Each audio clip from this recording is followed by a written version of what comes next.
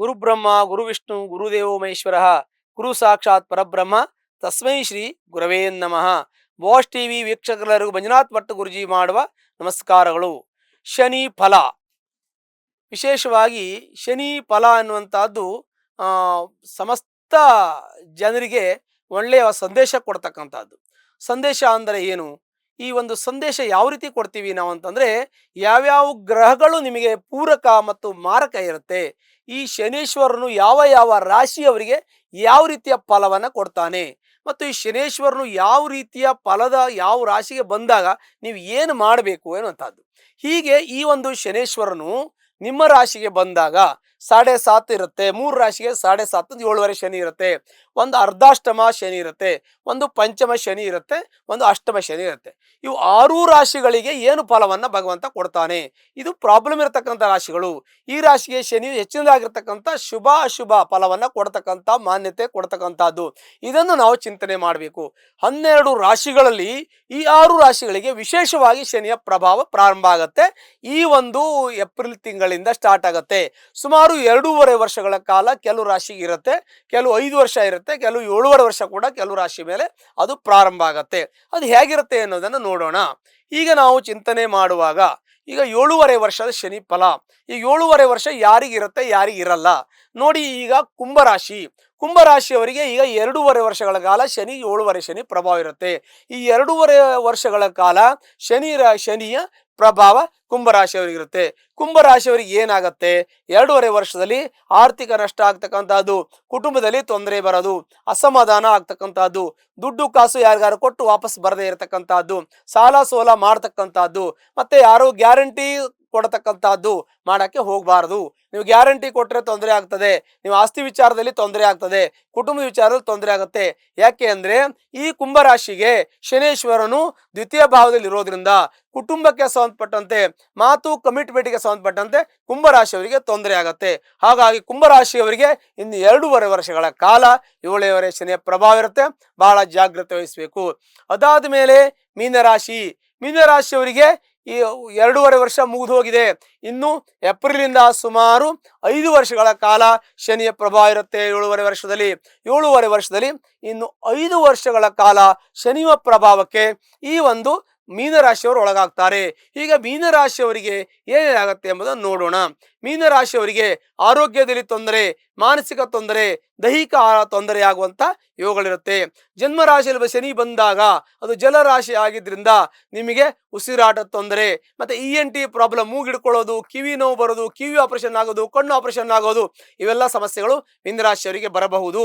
ಮತ್ತು ದಾಂಪತ್ಯದಲ್ಲಿ ಕಲಹ, ಮನಸ್ತಾಪ, ಪಾರ್ಟ್ನರ್ಶಿಪ್ ಬಿಸ್ನೆಸ್ ಅಲ್ಲಿ ತೊಂದರೆ ಬರ್ತಕ್ಕಂಥದ್ದು, ಕಮಿಟ್ಮೆಂಟ್ ಫೇಲ್ ಆಗ್ತಕ್ಕಂಥದ್ದು, ಯಾವುದೇ ಕೋರ್ಟು ಕಚೇರಿ ವ್ಯಾಜ್ಯದಲ್ಲಿ ಹಿನ್ನಡೆ ಆಗ್ತಕ್ಕಂಥದ್ದು, ಮತ್ತು ಕೆಲವೊಂದಷ್ಟು ವಿಚಾರಗಳಲ್ಲಿ ನಿಮಗೆ ಸಮಸ್ಯೆ ಅಂದರೆ ಕಮಿಟ್ಮೆಂಟ್ ಅಲ್ಲಿ ಫೇಲ್ ಆಗೋದು, ಬಂಧು ಬಾಂಧವರಿಂದ ಅಂದರೆ ನಿಮ್ಮ ಒಂದು ಕುಟುಂಬ ವರ್ಗದವರಿಂದ ಮತ್ತು ಸಂಬಂಧಿಕರ ವರ್ಗದವರಿಂದ ನಿಮಗೆ ಧನನಷ್ಟ ಆಗುವಂತ ಯೋಗಗಳು ಕೂಡ ಈ ಒಂದು ಮೀನರಾಶಿಯವರಿಗೆ ಇರ್ತದೆ.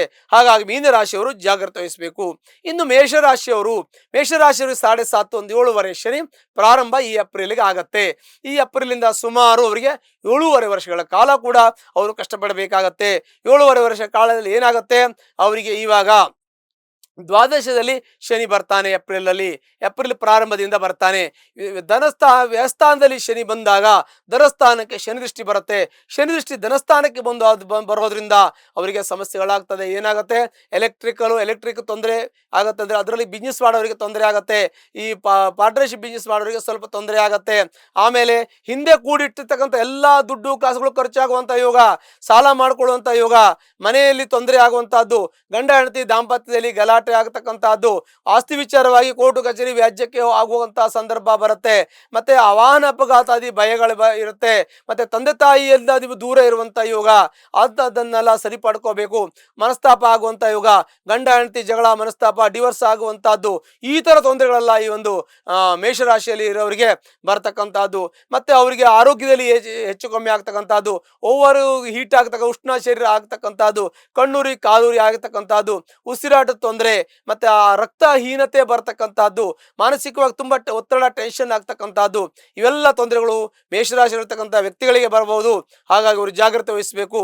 ಈ ಮೇಷರಾಶಿ ಇರತಕ್ಕಂಥ ವ್ಯಕ್ತಿಗಳಿಂದ 7.5 ವರ್ಷಗಳ ಕಾಲ ಶನಿ ಪ್ರಭಾವಕ್ಕೆ ಪ್ರಾರಂಭ ಆಗ್ತದೆ. ಈ ಒಂದು ಬರೋ ಏಪ್ರಿಲ್ ಮೊದಲನೇ ವಾರದಿಂದ ಪ್ರಾರಂಭ ಆಗುತ್ತೆ. ಹಾಗಾಗಿ ಅವರು ಜಾಗ್ರತೆ ವಹಿಸಬೇಕು. ಅದಾದ್ಮೇಲೆ ನಾವು ಅರ್ಧಾಷ್ಟಮ ಶನಿಯನ್ನು ನೋಡ್ತೀವಿ.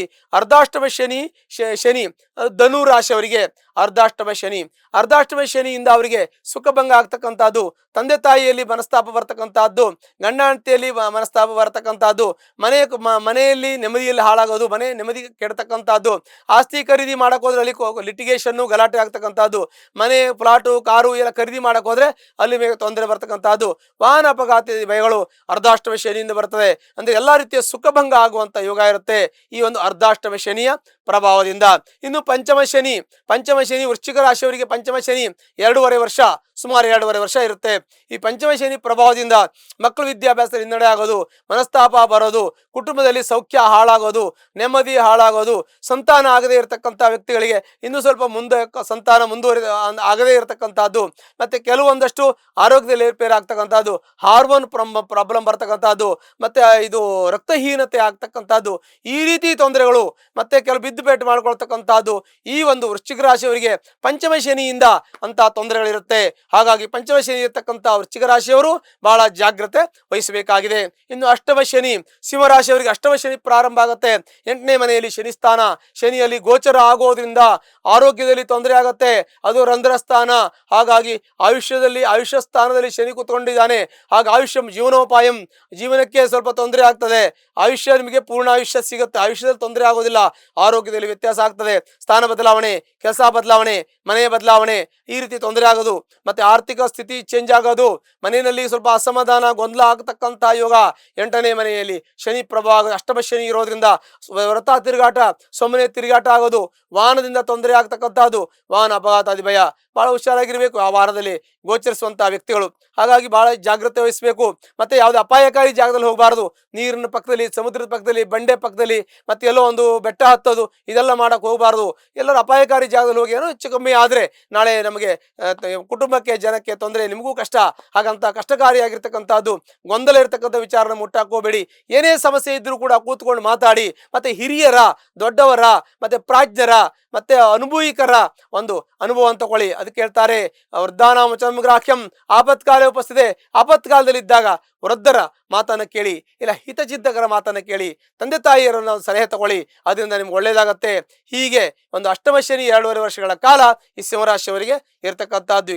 ಹೀಗೆ ಓವರಲ್ ಆಗಿ ನಾವು ಹೇಳ್ಬೇಕಂದ್ರೆ ಅರ್ಧಾಷ್ಟಮ, ಅಷ್ಟಮ, ಪಂಚಮ, 7.5 ಶನಿಯ ಪ್ರಭಾವಕ್ಕೆ ಸುಮಾರು 6 ರಾಶಿಗಳು ಗುರಿ ಆಗ್ತದೆ. ಇವರೆಲ್ಲ ಬಹಳ ಜಾಗ್ರತೆಯಿಂದ ಇರಬೇಕು. ಒಂದ್ ವೇಳೆ ಕಷ್ಟ, ನಷ್ಟ, ದುಃಖ, ಶೋಕ ಇಂಥದ್ದೇನಾದ್ರು ಇದ್ರೆ ಅದಕ್ಕೆ ಸಂಬಂಧಪಟ್ಟಂತೆ ನಿಮ್ಮ ಜಾತಕ ಅನುಸಾರವಾಗಿ ಪರಿಹಾರ ಮಾಡ್ಕೊಳ್ಳಿ. ನಿಮ್ಮ ನಿಷ್ಠೆ, ಶ್ರದ್ಧೆ, ಪ್ರಾಮಾಣಿಕತೆ ಇವೆಲ್ಲವೂ ಇದ್ರೆ, ನಿಮ್ಮಲ್ಲಿ ಎಲ್ಲಾ ರೀತಿಯ ಒಳ್ಳೆಯ ಗುಣಗಳಿದ್ದಾಗ ಭಗವಂತನ ತೊಂದರೆ ಕೊಡಲ್ಲ. ಗೊತ್ತಿಲ್ಲದೆ ನಮ್ಮಲ್ಲಿ ಏನೋ ಒಂದು ಅಪರಾಧಗಳಾಗಿದ್ದಿದ್ರೆ ಸಣ್ಣ ಪುಟ್ಟ ತೊಂದರೆಗಳು ಬರಬಹುದು. ಇವೆ ನಾನು ಹೇಳಿದ್ದೆಲ್ಲ ಬಂದೇ ಬಿಡುತ್ತೆ ಅಂತೇನು ಅಲ್ಲ, ಬರಬಹುದು. ನೀವು ಜಾಗ್ರತೆ ವಹಿಸ್ಕೊಳ್ಳಿ. ಬರಬಹುದು, ನಿಮ್ಮ ಜಾತಕ ಪರಿಶೀಲನೆ ಮಾಡ್ಕೊಳ್ಳಿ. ಬರಬಹುದು, ನೀವು ಬರ್ತಕ್ಕಂಥ ಸಮಸ್ಯೆಗಳ ಎದುರುಗಡೆ ಬಂದಾಗ ನೀವು ಜ್ಞಾಪಕದಲ್ಲಿ ಇಟ್ಕೊಂಡು ಅಪ್ಡೇಟ್ ಆಗಬೇಕು ಅಂತ ಹೇಳಿ ಹೇಳ್ತಕ್ಕಂಥದ್ದು. ಹಾಗಾಗಿ ಇಂತಹ ತೊಂದರೆ ತೊಡಕೊಳ್ಳಿದ್ರೆ ಜಾತಕದ ಪರಿಶೀಲನೆ ಇರುತ್ತೆ, ನಿಮ್ಮ ವಿವೇಚನೆ ಬೇರೆ ಇರುತ್ತೆ, ಸಂಬಂಧಪಟ್ಟಂತ ಒಂದು ಮಾರ್ಗದರ್ಶನ ಬೇರೆ ಇರುತ್ತೆ, ಪರಿಹಾರ ಇರುತ್ತೆ. ಹಾಗಾಗಿ ಜಾತಕವನ್ನು ನೋಡ್ಕೊಳ್ಳಿ, ಅದಕ್ಕೆ ಸಂಬಂಧಪಟ್ಟಂತಹ ಪರಿಹಾರವನ್ನ ನಿಮ್ಮ ಜಾತಕ ಸಂಬಂಧಪಟ್ಟಂತಹ ಪರಿಹಾರ ಮಾಡ್ಕೊಳ್ಳಿ. ಎಲ್ಲ ಕಷ್ಟ, ನಷ್ಟ, ದುಃಖ ಪರಿಹಾರ ಆಗಲಿ. ನಿಮಗೆಲ್ಲ ಒಂದು 8-6 ರಾಶಿಯವರಿಗೆ, ಎಲ್ಲಾ ರಾಶಿಯವರಿಗೂ ಕೊಡಬೇಕು. ಅದೇ ರೀತಿ ವಿಶೇಷವಾಗಿ ಸಮಸ್ಯೆ ಇರತಕ್ಕಂತಹ 6 ರಾಶಿಯವರಿಗೆ ಭಗವಂತನು ಎಲ್ಲ ರೀತಿಯ ಸುಖ, ಶಾಂತಿ, ಸಮೃದ್ಧಿ ವಸ್ತುವನ್ನೆಲ್ಲ ಕೊಡಬೇಕು. ಆ ಭಗವಂತನಲ್ಲಿ ನಿಮ್ಗೆಲ್ಲ ಒಳ್ಳೇದು ಮಾಡ್ಲಿ ಅಂತೇಳಿ ಒಳ್ಳೆ ಶಕ್ತಿಯನ್ನು ಕೊಡ್ಲಿ. ಎಂತಹ ಸಮಸ್ಯೆ ಒಂದು ಎದುರಿಸುವಂತ ಶಕ್ತಿಯನ್ನ, ಸಾಮರ್ಥ್ಯವನ್ನ, ಧೈರ್ಯವನ್ನ ಆ ಭಗವಂತ ನಿಮಗೆ ತುಂಬಲಿ ಅಂತೇಳಿ, ದೇವರು ನಿಮ್ಗೆಲ್ಲ ಒಳ್ಳೇದು ಮಾಡ್ಲಿ ಅಂತೇಳಿ ಆ ಭಗವಂತನಲ್ಲಿ ನಾನು ಪ್ರಾರ್ಥನೆ ಮಾಡ್ಕೊಳ್ತೇನೆ. ಶುಭವಾಗಲಿ. ಲೇಟೆಸ್ಟ್ ಹಾಗೂ ಇಂಟ್ರೆಸ್ಟಿಂಗ್ ಸುದ್ದಿಗಳಿಗಾಗಿ ಬಾಸ್ ಟಿವಿ ಕನ್ನಡ ಚಾನೆಲ್ನ ಸಬ್ಸ್ಕ್ರೈಬ್ ಮಾಡಿ. ಹಾಗೆಯೇ ಬೆಲ್ ಐಕಾನ್ ಪ್ರೆಸ್ ಮಾಡಿ. ಇದರ ಜೊತೆಗೆ ಫೇಸ್ಬುಕ್, ಇನ್ಸ್ಟಾಗ್ರಾಮ್, ಎಕ್ಸ್ ನಲ್ಲೂ ಮಿಸ್ ಮಾಡದೆ ಫಾಲೋ ಮಾಡಿ.